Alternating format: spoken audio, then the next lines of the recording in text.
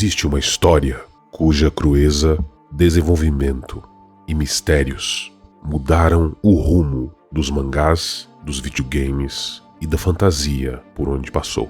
Criado pelo genial mangaka Kentaro Miura, Berserk é um mangá de fantasia sombria que surgiu através de um protótipo de 1988. Nele, a ideia principal de Berserk já havia surgido: um guerreiro com uma espada gigantesca, sem um dos olhos, destruindo demônios em um mundo medieval. Em agosto de 1989, Miura concretizou a sua obra e publicou Berserk pela editora Jet Comics, no Japão. O sucesso não foi imediato, mas a força da narrativa, as ilustrações e os desenvolvimentos do personagem principal tomaram o gosto do público e, aos poucos, a obra tornou-se um marco na história das grandes mídias de fantasia. E essa obra tem grandes inspirações nas histórias de Conan, de Robert E. Howard, Eric, de Melniboné, H.P. Lovecraft, Gin Saga, além de vários títulos do cinema de horror, como Hellraiser e Evil Dead.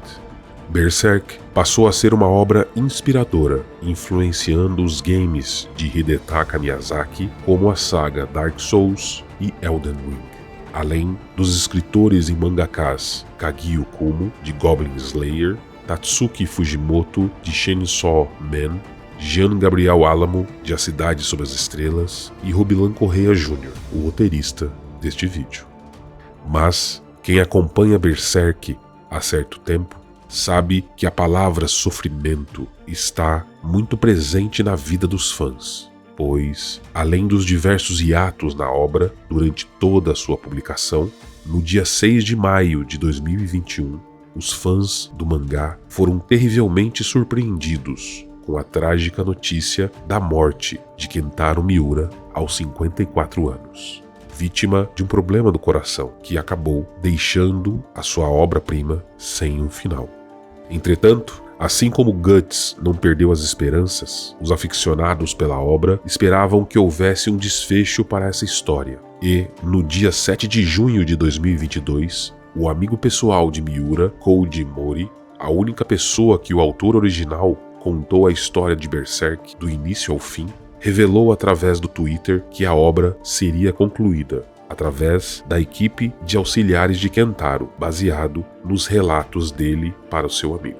Dessa forma, no dia 24 de junho, a atual editora de Berserk, a Young Animal, publicou 2 capítulos continuando a obra. Estes foram recebidos com muitas críticas positivas dos fãs, elogiando os traços e o roteiro.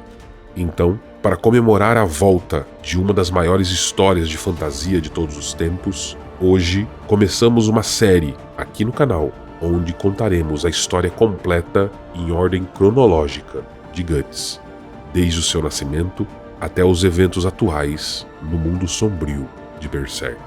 Sendo assim, bem-vindo ao Explorando os Segredos e Mistérios, o canal focado em explorar os mundos fantásticos da literatura, dos filmes e dos quadrinhos.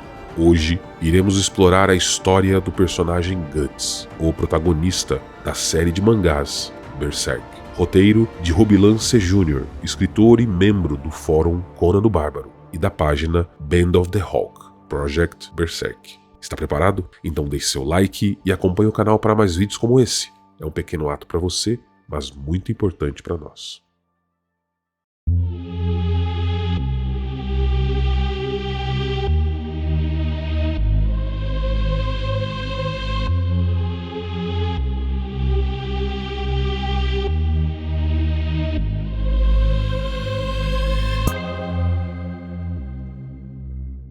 A Era de Ouro, parte 1.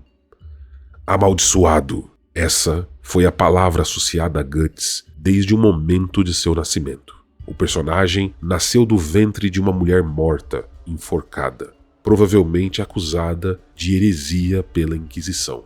Entre o sangue, placenta e lama, o bebê foi encontrado por um bando de mercenários e resgatado por uma das poucas mulheres ali presentes, Cis, que tinha um relacionamento com o líder daquele bando, Gambino, um homem rude, cruel e de vasta experiência nas guerras.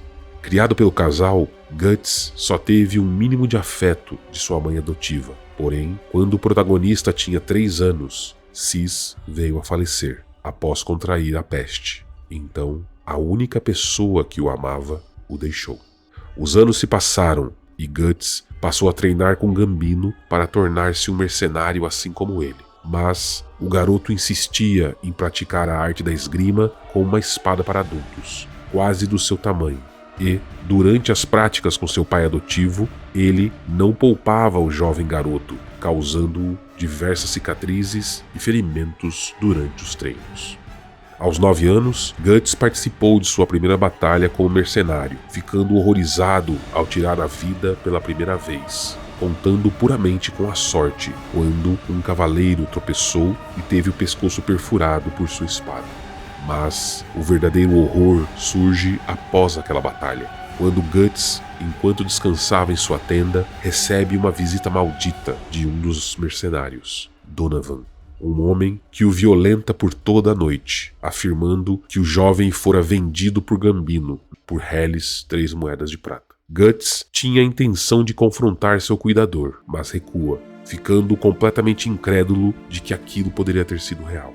Um tempo depois, durante uma batalha qualquer, Guts teve a oportunidade de se vingar de seu agressor, Donovan, o emboscando com uma flechada e afundando uma espada em sua boca. Porém, um ataque inimigo explode uma muralha e com isso os escombros caem em cima de Gambino, lesionando e necrosando a sua perna direita. E, para salvar a sua vida, sua perna teve de ser amputada, aleijando o mercenário para sempre, perdendo seu prestígio como líder daquele bando.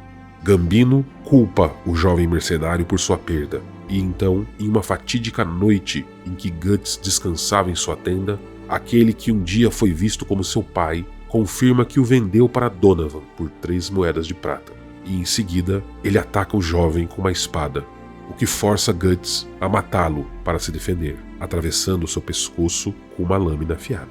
Os outros membros do bando de mercenários, ao verem Gambino morto, atacam o pequeno garoto. Este se defende como pode, rouba um cavalo e foge logo em seguida, sendo atingido no pulmão por uma flecha e caindo em um barranco. Próximo à morte, Guts é atacado por uma alcateia de lobos e por um instante o garoto decide se entregar ao seu destino. No entanto, seu ódio e vontade de sobreviver o fazem dominar a espada de uma forma ainda mais selvagem, e ele dilacera os lobos, matando todos com extrema violência, antes de desmaiar. Por fim, ele é resgatado por um outro bando de mercenários, que pensa que ele foi roubado, não acreditando que um franzino garoto com uma espada maior do que ele poderia ter destruído uma alcateia de lobos famintos. Um dia distante de uma flor primaveril.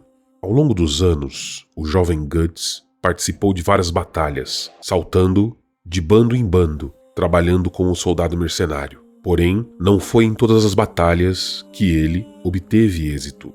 E então, em um fatídico dia, o exército a qual Guts fora contratado foi derrotado, durante a Guerra dos 100 Anos, entre o Império Tudor e o Reino de Midland. Então, ele foi capturado, ferido em combate e acorrentado, forçado a caminhar por um longo período rumo a um castelo dos Tudor, liderado por um nobre visconde daquela região. Guts pairava entre a vida e a morte. Entretanto, sua alma bestial e a sua indômita vontade de sobreviver o forçavam a ficar de pé, mesmo que em seus pensamentos entregar-se à morte não parecia uma escolha ruim.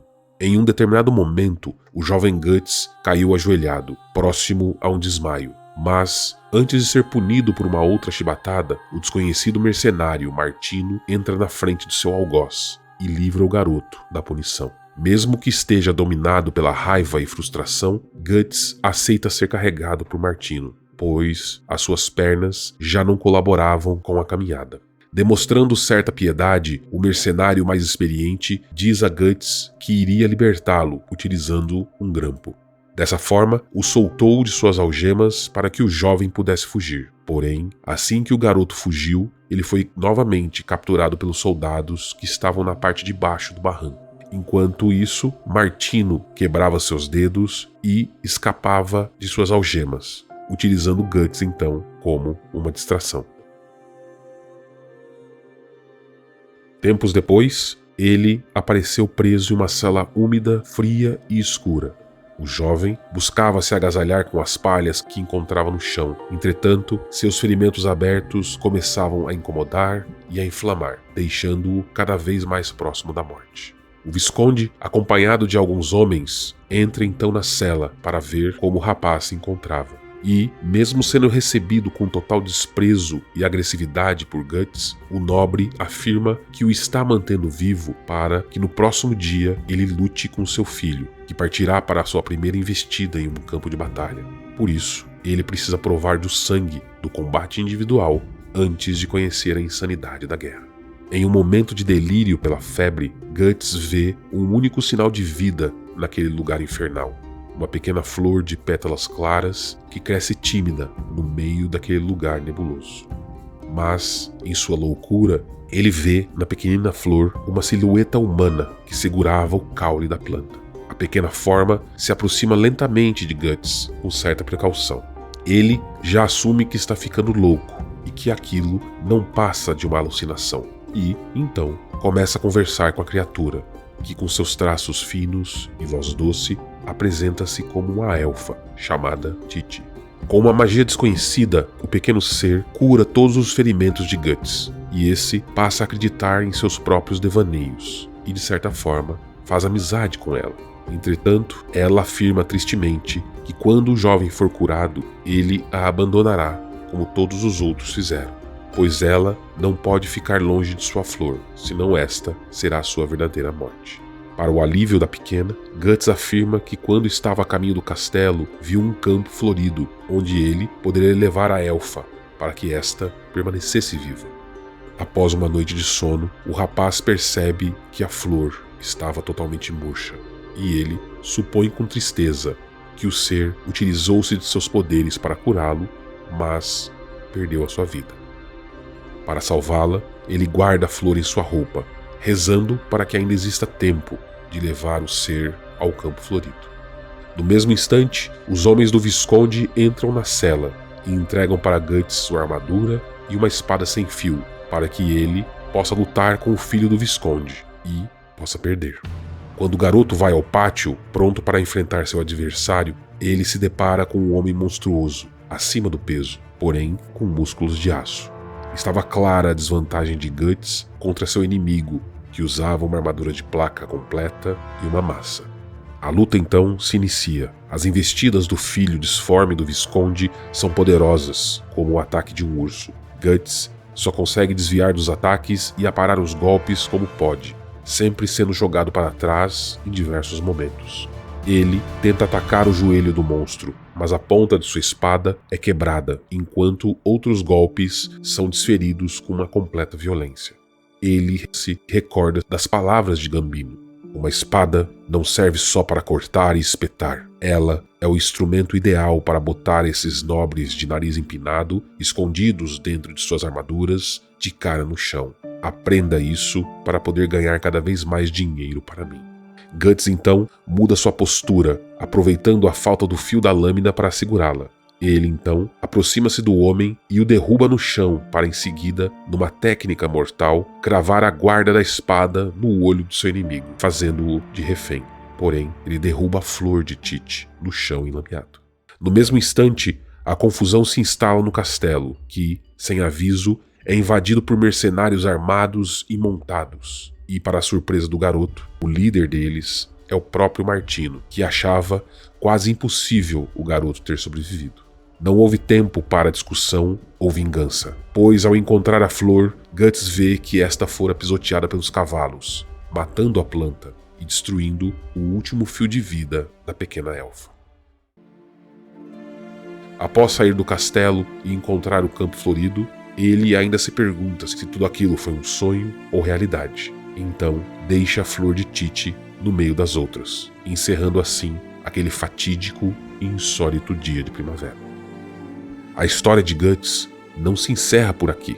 Este é apenas o começo. Logo, no próximo vídeo, traremos a conclusão do arco A Era de Ouro, onde Guts e o Bando do Falcão se conhecem, e o nosso personagem enfrenta um horror cósmico inimaginável.